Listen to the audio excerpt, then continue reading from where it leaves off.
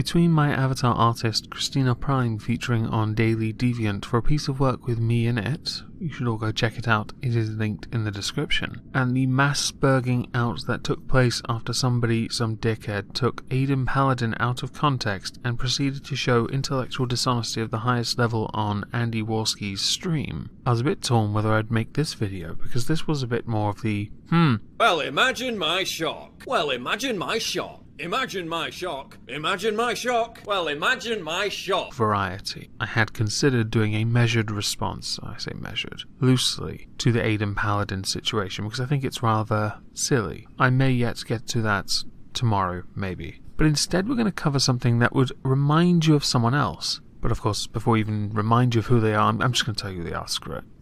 Everyone remembers Count Dankula.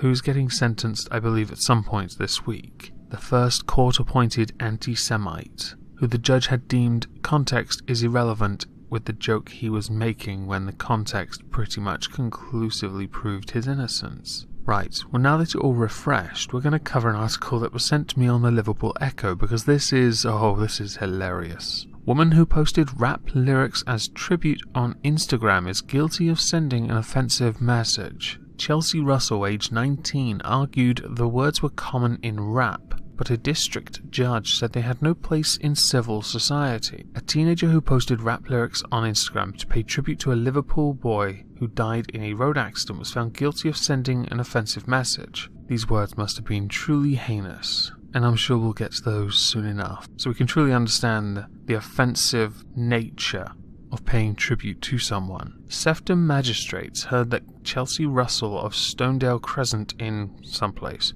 posted the lyrics on her Instagram account to pay tribute to Frankie Murphy. Frankie died after he was hit by a car while riding a bike in the Page Moss area. The lyrics said to have come from a song by US rap artist Snap Dogg, must be the inferior version to Snoop, were kill a snitch nigger and rob a rich nigger. I assume that's what they say, and I assume also it's spelled N-I-G-G-A. For all I know, the word blanked out there could be Nancy, kill a snitch Nancy, and rob a rich Nancy. I think that's actually rather well said. I think that could be a hit song right there. Maybe I should get Cognitive Thought to write something with it. Now, just to dawdle on this a little bit, those words were enough not only to offend someone, but to get someone in actual trouble in a court. Words taken from a song, and yes, the judge has deemed them to be not fit for civil society, but rap music is a musical expression. It's an expression of oneself. I'm not too keen on the context, but I do think that because it was used as a tribute as opposed to simply being hurled as abuse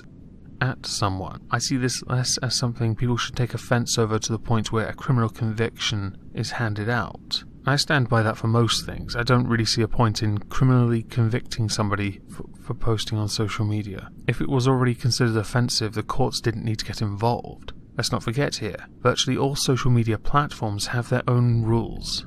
Terms of use. If what she had done was in breach of their terms of use, then it would have been removed, which I think would have been more fitting and simpler instead of dragging a 19-year-old into court. Now, to play devil's advocate for a second, I vaguely understand why this has happened, because those lyrics with the fact that the person who hit the boy was not charged or convicted because there was insufficient evidence to get a conviction leads me to believe this was done in a somewhat hateful manner. I will concede that. All the evidence from the original case with Frankie Murphy and of course the social media post itself would certainly imply that. Again though, I do not believe this is worthy of a conviction. Let's continue with this article though. Angela Conlon, prosecuting, told the court that the words were posted to the bio section of Russell's Instagram account and then reported to police last year. Well, at least it wasn't dragged out for 2 years to the point where she couldn't work, if she had a job at all. The content was then passed to Constable Dominique Walker, who is based within a specialist police hate crime unit. Yes, we're all too familiar with those hate crime units. Yes.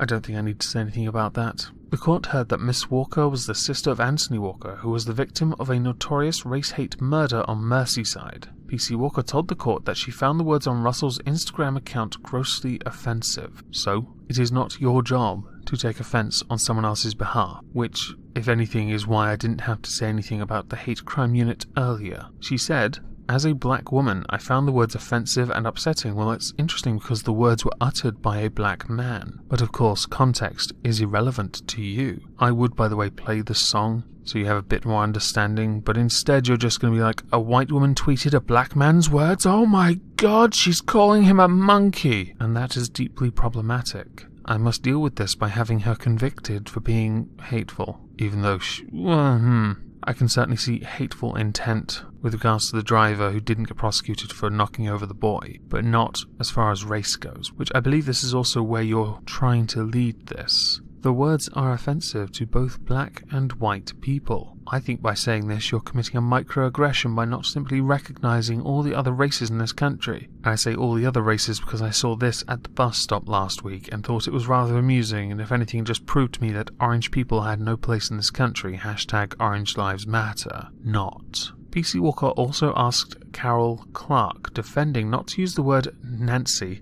in the court because she found it so offensive, irrelevant. The word, the song, everything needs to be heard. What you find offensive, what you have taken as offence, is utterly irrelevant. And the fact that you would deny someone the right to say it when they would surely relish the opportunity, especially if they're white. I mean, those white people must be like salivating at the idea, oh my life, I get to say Nancy in a court. Holy shit, mind blown. Miss Clark argued that the meaning of the N-word, Nancy, had changed over time because it had been popularized by hugely successful and popular rap artists, such as Jay-Z, Eminem, and Kanye West. Yep, many rap artists use it in regular lyrics to this day, in fact. She said, Jay-Z used these words in front of thousands of people at the Glastonbury Festival, and I'm sure many of them were mouthing the words as well. Oh, and before Glastonbury became a huge hipster douche festival, i.e. when Jay-Z performed, and a few artists before, I'm sure many people were saying it anyway. And I bet white people felt so damn good doing it, knowing that there was a black man on the stage,